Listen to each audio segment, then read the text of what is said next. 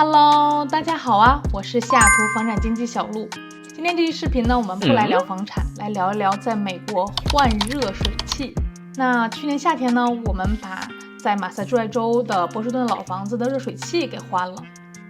那这次换热水器的经历呢，跟大家平时这种热水器报废更换的这个情况还很不一样。那有的小伙伴可能就会问了哈，怎么不一样了？别急，听我慢慢道来。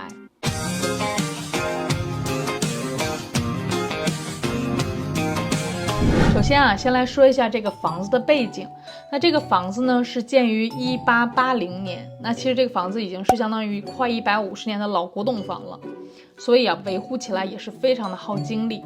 那其实我们在买这个房子的时候呢，也请了 inspector 来做了这个房屋检验，确定没有什么大的问题。那其实这个房子从外观上来看，也就看起来像70几年或80几年的房子，就是看起来也就是20-30岁的这种，看不出来是那种150年的那种老的，好像是很破破烂烂的那种很恐怖阴森的房子。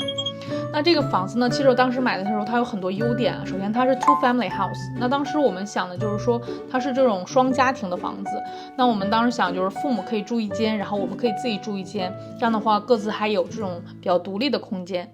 然后呢，这个房子呢，它跟现在的这个 duplex 还不太一样。那现在的 duplex 呢，大部分都是这种左右两户，然后中间 share 一堵墙。但这个房子呢，它是上下两层，就是 upstairs 和 downstairs， 还有 basement， 还有这个地下室。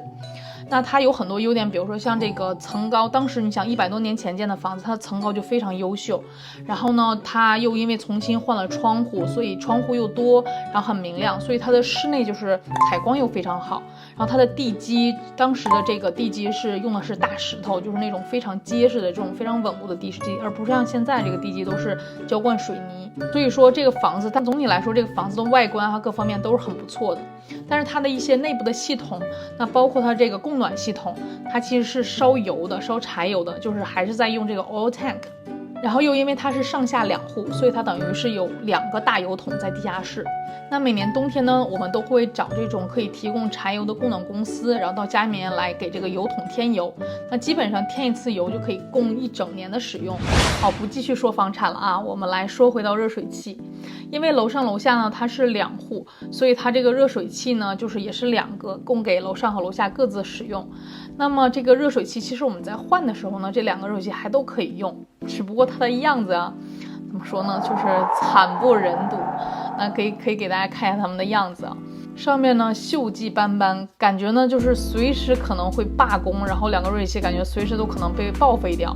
所以10年前，其实我们在买这个房子的时候呢，这个 inspector 就有建议我们说，这个大概5年之后就可以换掉。当时的估价差不多是5000多刀一个热水器，加起来就2个差不多1万多。那我们家迟没有换热水器有很多原因啊。首先第一个就是没有计算好换热水器的这笔开销。其实我们刚买完房子之后，也是我们第1栋的这个房子，所以我们作为一个刚刚买完房的一个新手小白，那么我们当时计划的是在买完房的第2年、第3年去更换这个热水器。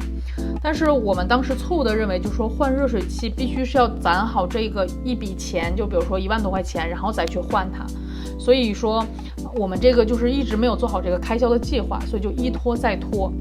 然后就是第2个原因啊，就是说这2个热水器一直都有在使用，虽然他们看起来已经感觉好像随时会崩溃，但是他们一直都有在，就是还是一直在 work。然后其实在这10年间里面，其实我们也有去换一些它的零件，但是基本上都是那种比如说几十或100-200的这种小小的这种开销。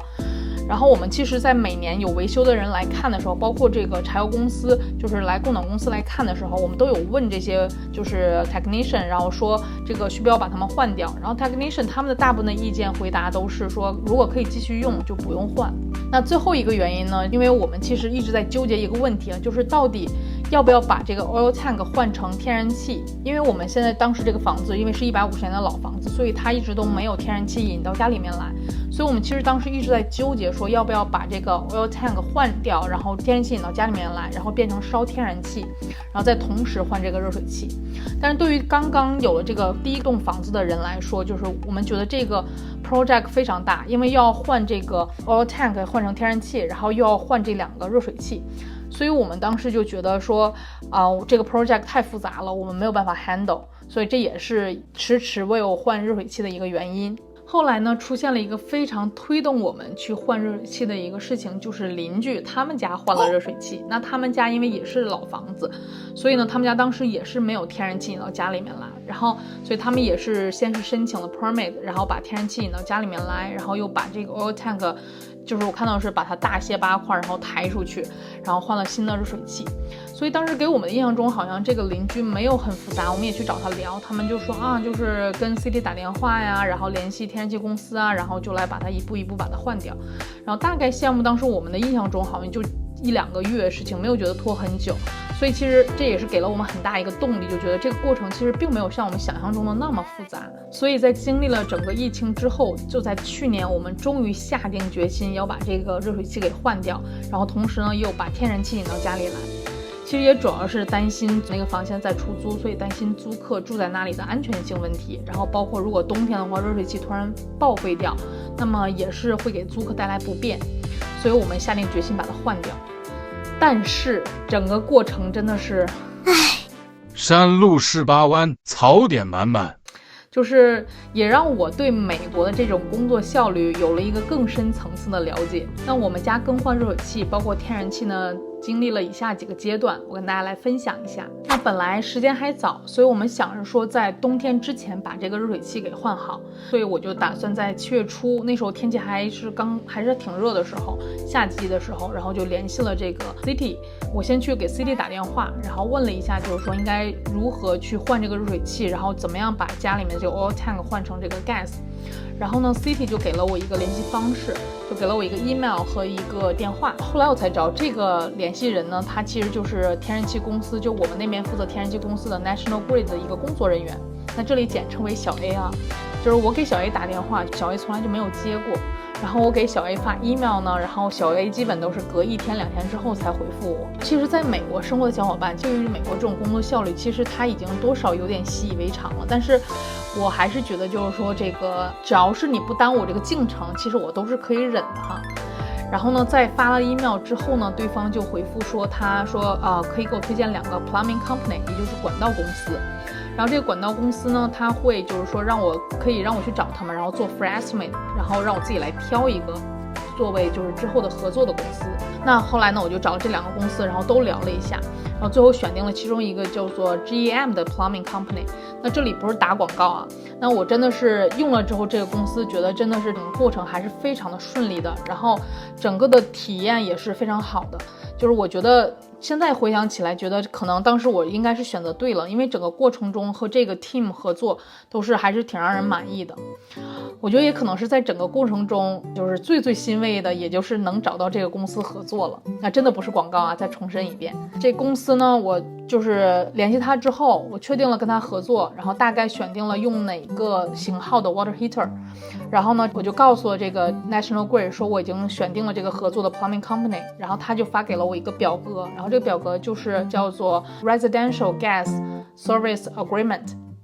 那这个表格其实里面包括了 owner 的基本的信息，还有这个合作的公司，以及你需要申请工作的一些内容，还有房子的一些信息，包括你这个 gas meter 这个天然气表未来要放在房子的哪个位置。但其实大家不用太纠结，就是说具体要把这个 gas meter 放在哪儿，因为等到你这个工作人员 technician 他们过来去安装管道的时候，他们会再去实地的看一下到底要把这个天然气表放在哪里，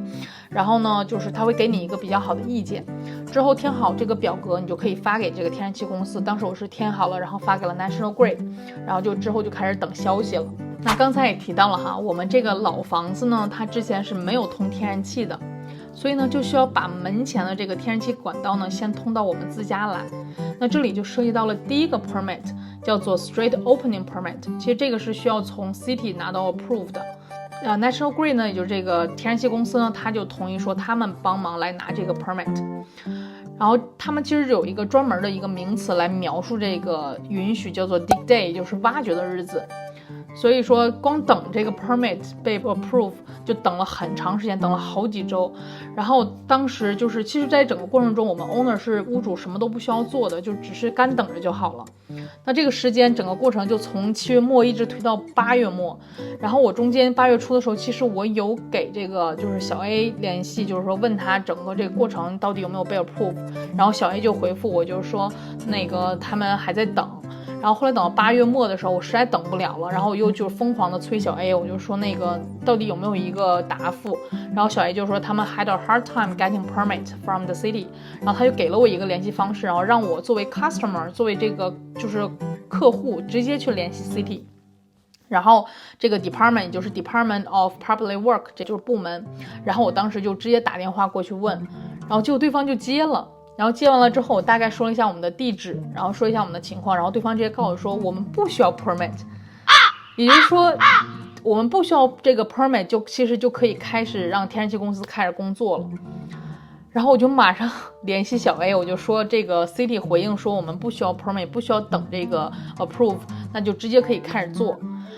然后小 A 就差不多等了1周之后，他才来回复我，然后说他们已经确定 schedule 了 dig day， 然后被 schedule 到9月末。是的，你没有听错，就等于相当于从7月初到9月末，整整2个月的时间，什么进展都没有。然后好在呢是现在是确定了，说到挖掘的日子确定在了9月末。那确定了这个挖掘日子之后，我就抓紧马不停蹄的去通知我的天然气公司。那天然气公司呢，就是根据这个日子，然后来确定他们会来2次。那一次呢是来勘察看这个到底房子里面这个管道，天然气管道要怎么走，然后来连通这个热水器。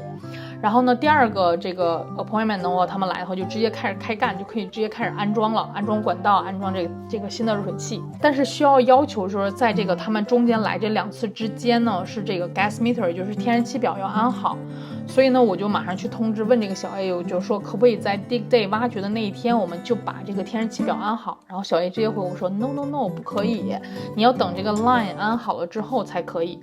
然后后来呢，当然这个安 line 呢，就是安这个天然气管道这个 pipe 呢，它是除了要安装之外，它还要做各种的测试。那终于这个测试各方面都已经过了之后，我又去联系小 A 去 schedule 安装这天然气表，又等了好久，然后费了好长时间。我联系了 National Grid， 联系了小 A， 然后终于确定了哪一天来安装这个天然气表。结果安装的这个 technician 来了，然后说不能安装，是因为没有 meter bar。什么是 meter bar？ 从来没有人跟我说过 meter bar， 就包括小 A， 包括 National Grid， 然后包括我的 plumbing company， 从来没有跟我提过这个词。我才知道原来安装天然气表之外还要安装 meter bar。所以呢，我又马上去联系 schedule， 去联系那个 National Grid 去安装 meter bar。meter bar 安装好了之后，然后又再 schedule 安装这个 gas meter， 安装天然气表。所以终于就是说这个 meter bar 还有天然气表全部都经过了 inspection， 这时候已经确定10月差不多10月末吧，然后这个天然气表才安装完。然后接下来呢，我要去联系我的 plumbing company， 然后确定他们什么时候来具体的安装这个热水器和管道。虽然呢已经来到了10月的尾巴，但是终于到了我这个整个项目的收尾工作了。那这个 plumbing company 呢，他们也是提前先约好这个 city inspector， 因为安完了热水器和管道之后，还是需要找这个 city 的 inspector 来检查的。那这个他们约好了这个日子之后，当天确定 city inspector 会来，然后呢，他们就当天就来开始安装这个管道还有热水器。他们非常 nice 然后他们也给了当时我们在那儿住的那个 tenants 准备了这种临时的就是电暖气。然后他们就开始安装，结果安装好了之后 city inspector 没有来，你知道吗？就是爽约了，人就没有出现。然后没有办法，我这些 plumbing company 这些 technician 就只能走了。然后又过了2天之后 inspector 这个 city inspector 自己就来了，就是也没有通知我，也没有怎么样，然后反正人家就来了之后把这个工作就 inspect 好了。然后呢 National Grid 给我打电话，然后说这个 inspection 已经过了。然后这个又过了几天，然后因为我又去联系这个 plumbing company， 人家不可能是随时都能来嘛，所以就要等着。然后他们又有时间了之后来做了收尾，然后终于就是完成了所有的项目，然后把这个临时的电暖气拿走，然后把这个 oil tank 就是用完这 oil tank， 然后他们都抬走了，然后包括之前的这个锈迹斑斑可怜的这个旧的 water heater 也都拿走了。最后呢，就是整个项目完成之后，当时已经晚上差不多9、10点钟了。然后我公公特意去现场，然后给我拍了张照片，就是终于完工的样子，就是这个天然气表也安好了，管道也安好了。反正就是说，真的是槽点满满。怎么说呢？其实整个过程中我没有怎么受累啊，就是因为我其实完全没有去过现场，就基本上都是远程在操控，远程跟这个 contractor 协商和讨论，然后远程的用电话还有 email 轰炸这个天然气公司还有 city。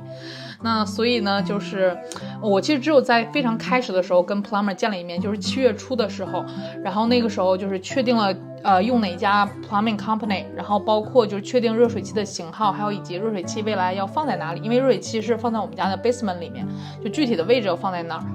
然后呢，就是说整体感觉下来啊，就是说这个还是非常没有效率的，大概整个花了前后快超过3个月的时间吧。